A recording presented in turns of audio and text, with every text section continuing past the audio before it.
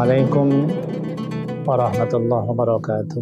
Alhamdulillah wa syukrulillah wassalatu wassalamu ala rasulillah amma ba'd. Pak santri yang saya hormati sekaligus saya cintai, segala puji hanya milik Allah semata. Salawat salam semoga terlimpah kepada baginda Nabi Agung Muhammad sallallahu alaihi wasallam beserta keluarga, para sahabat, dan semoga terlimpah pada kita semua. Amin ya rabbal alamin. Dalam kesempatan yang baik ini akan saya sampaikan saat-saat menjelang hijrah beliau Rasulullah sallallahu alaihi wasallam dari kota Makkah Al-Mukarramah menuju Madinatul Munawwarah.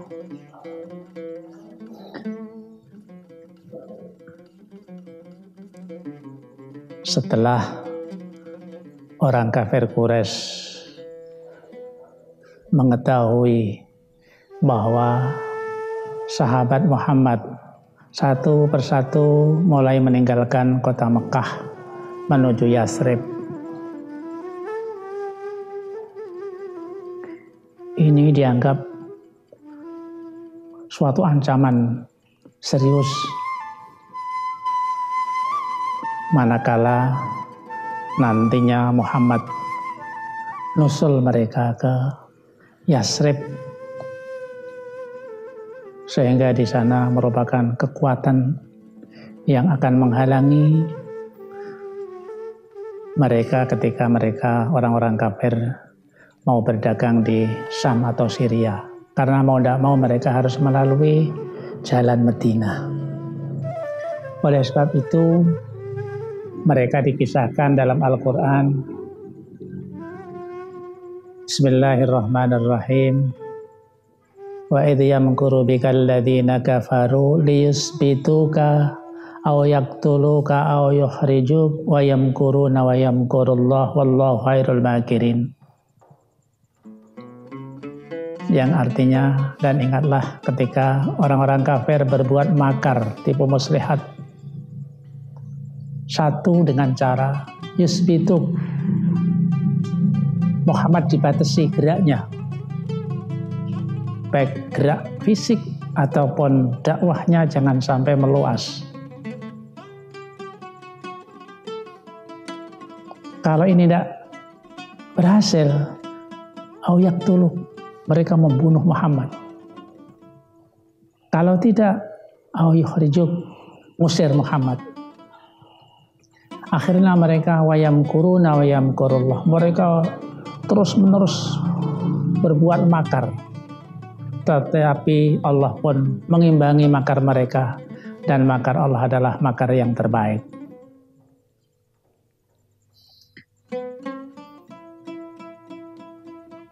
Oleh sebab itu orang-orang kafir Mekah langsung mengadakan rapat kilat yang didatangi oleh pembesar-pembesar kaum kafir Quraisy. Usul 1, usul 2, usul 3, seperti yang disisahkan dalam Al-Quran. Muhammad sebaiknya dikungkung, dibatasi geraknya. Tapi usul itu ditolak.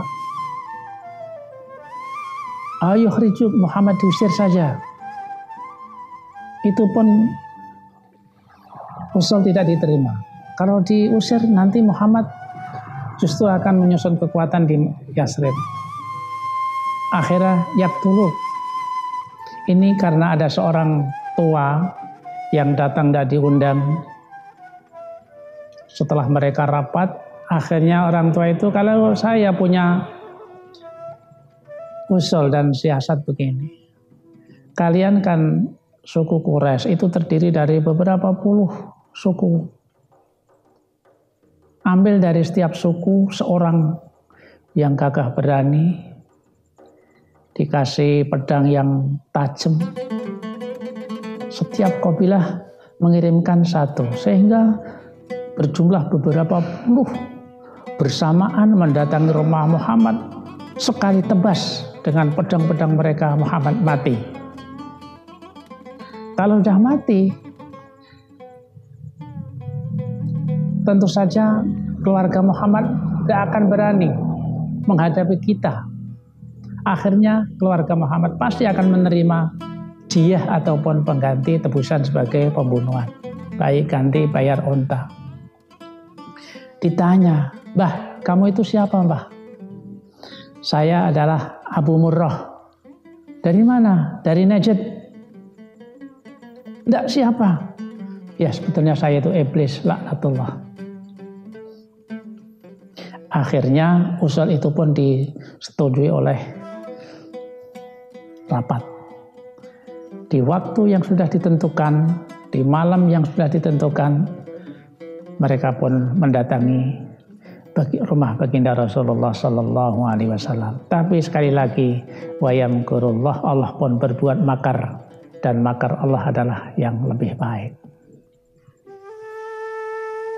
Ketika itu Rasulullah pesan kepada Sayyidina Ali, "Ali, kamu tidur di tempat tidurku, pakai selimutku, tidurlah, tidak akan engkau mendapatkan apa-apa dari orang-orang kafir." Benar apa perintah Rasul, itu yang pertama. Yang kedua, setelah saya nanti sampai Madinah, tugasmu adalah mengembalikan semua titipan-titipan orang Quraisy yang dititipkan kepada saya, berikan kepada mereka.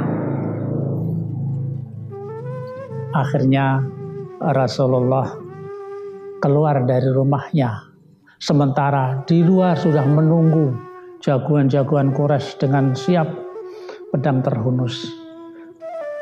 Tetapi dibacakan oleh Rasulullah satu ayat dalam surat Yasin, "Fahsyainahum fahum la yubsirun." Akhirnya mereka tertidur, sehingga keluarlah Rasulullah Sallallahu Alaihi Wasallam. Di luar sudah dinanti oleh Abu Bakar As-Siddiq.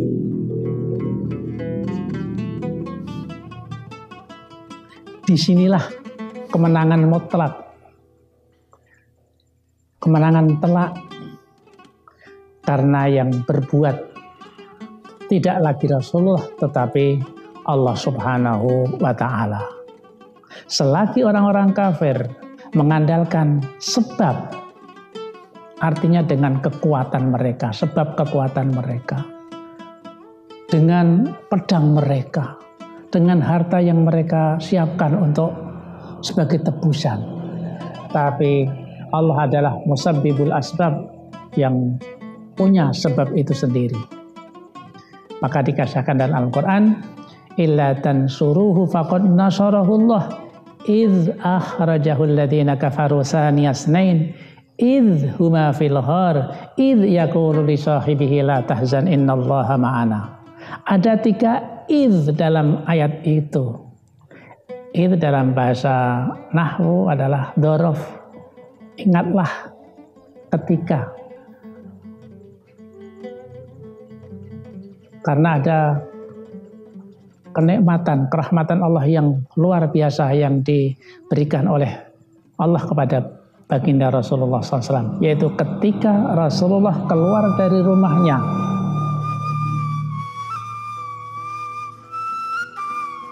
tanpa bisa diketahui oleh musuh-musuh yang siap dengan pedangnya.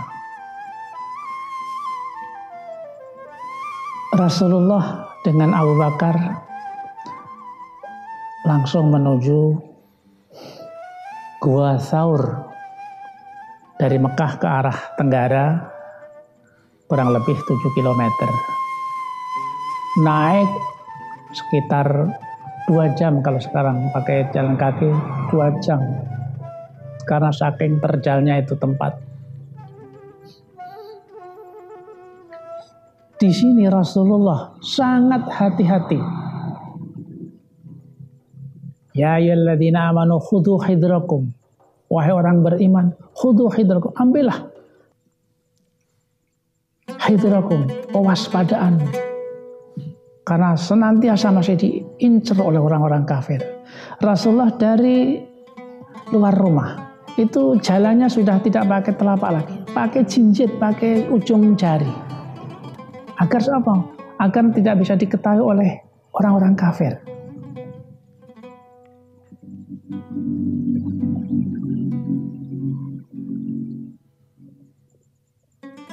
Tahu begitu, Abu Bakar As-Siddiq tak mentolo hatinya. Akhirnya setelah mendekati gunung, Rasulullah digendong, bahkan dipikul di atas pundak Abu Bakar sampai mendekati mulut Gua Thaur. Paginya orang-orang yang ketiduran langsung dobrak rumah Rasul. Tapi yang ada bukan Rasul lagi, yang ada hanyalah Ali karramallahu wajah. Di mana saudaramu? Di mana temanmu Muhammad? Tidak tahu kan kalian tidak tadi yang tunggu di luar. Akhirnya mereka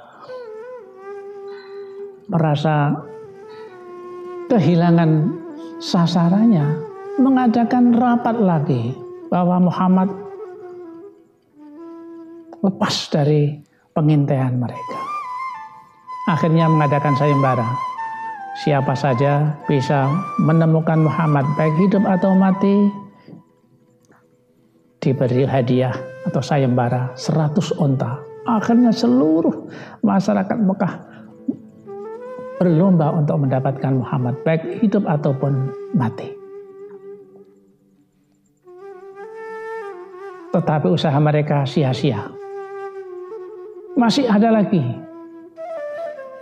Di Mekah ada seorang pelacak ulung namanya Qurs yang ahli lacak, yaitu apa? Telapak kaki. Meskipun Muhammad dari luar rumahnya sampai ke Gua Thaur itu jinjit, itu tetap diketahui oleh ahli lacak tadi. Ini adalah kaki Muhammad. Dari satu ke satunya terus mengarah menuju ke Gua Thaur. Kurang lebih kira-kira 5 meter.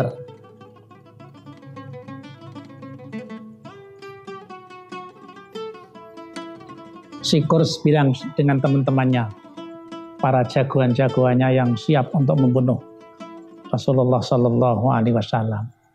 Apa kata Qurs? Sampai di sini habis pelacakan. Tidak ada lagi telapak Muhammad. Ini ada 2 kemungkinan. Kemungkinan pertama, dari sini Muhammad naik ke langit.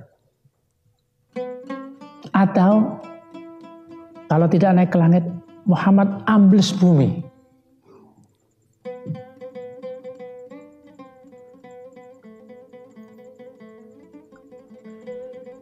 Mereka sudah mengeluarkan daya upaya, kekuatan, sebab cari pelacak. Itu kan tujuannya mau ke gua. Tapi wa makaru wa makarallah, Allah pun berbuat makar. Mereka menggunakan sebab pelacakan dengan kekuatan, dengan pedang. Tapi tidak ada di antara mereka yang terbetik di hatinya. Mari kita lihat apa yang ada di dalam gua. Oleh sebab itu, idhuma fil ghar. Rahmat Allah ketika keduanya ada di gua. Maju, salah satu mereka maju. Bukan untuk mengintip. Tapi apa? Kencing.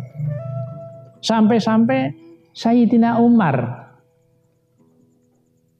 manusia biasa Sayyidina Umar, mengatakan sama Rasul, Kalau seandainya orang itu melihat kakinya sendiri, tentu dia akan melihat kita. Itu kasab moto, sebab nyata. Jadi umpamanya mereka itu mau menggunakan sebab, yaitu mata tunduk ke bawah melihat kakinya sendiri, tentu dia akan melihat kita. Tetapi sekali lagi, Allah musabbibul asbab, yang mempunyai segala sebab. Allah menutupi baginda Rasulullah sallallahu alaihi wasallam. Rasulullah jawab, "Madzanuka bisnaini Allahu salisuhuma." Abu Bakar, gimana pendapatmu kalau kita berdua sementara yang ketiga Allah? Otomatis kita nggak kelihatan. Jadi Rasulullah sudah hanyut kepada musabbibul asbab Allah subhanahu wa ta'ala.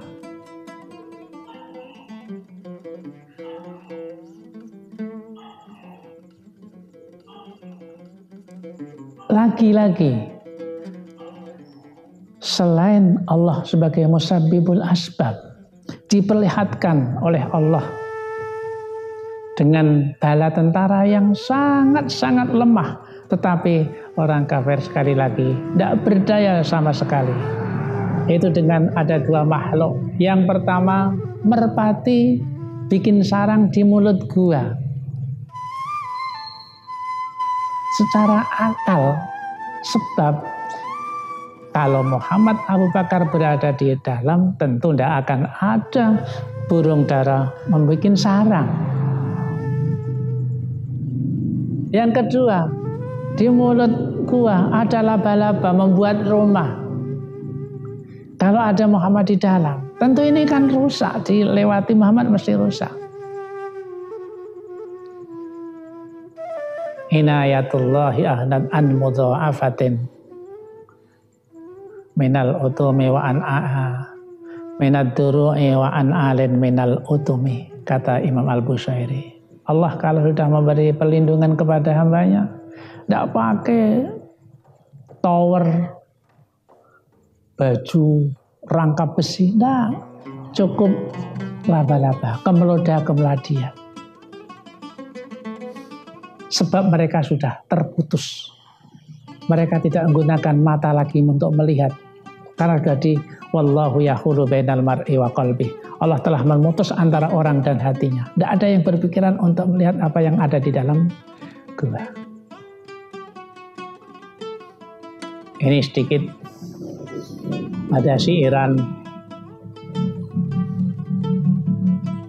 bahwa dunia fana ini digambarkan oleh seorang penyair, ya banil islami hubbu min ruqadin mustadin. Wahai putra-putra Islam, ayo bangun dari tidur nyenyakmu. Lekas bangun. Memenuhi panggilan agama yang agung. Derek Kanjeng Rasul sallallahu alaihi wasallam. Innamad dunya kabaitin nasajal hum angkabut. Dunia bagaikan rumah laba-laba. Kabaitin bagai rumah yang dianyam oleh seekor angkabut. Wa inna awhanal buyuti la baitul angkabut law kanu ya'lamun. Rumah yang paling remeh, paling remeh adalah rumah angkabut.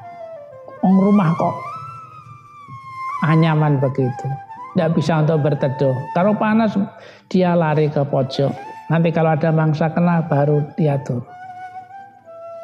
Tetapi itulah yang dipakai oleh Allah untuk melindungi baginda Rasulullah SAW dengan rumah yang sangat paling lemah di dalam dunia ini, yaitu rumah Al-Ankabut. Terus itu yang ketiga, itu humafil idh yaqulu li sahibihi la tahzan innallaha ma'ana. Abu Bakar sebagai manusia, sebagai penderek, sebagai banser, sebagai bodyguardnya Rasul, pendamping Rasul yang setia. Di dalam situ ada dikisahkan ular.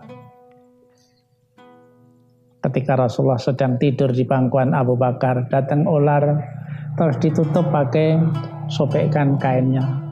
Lewat sana, tutup lagi, sobekkan lagi. Akhirnya habis sobekan, akhirnya terakhir pakai ibu jari kaki. Dan digigitlah itu ibu jari. Nangis.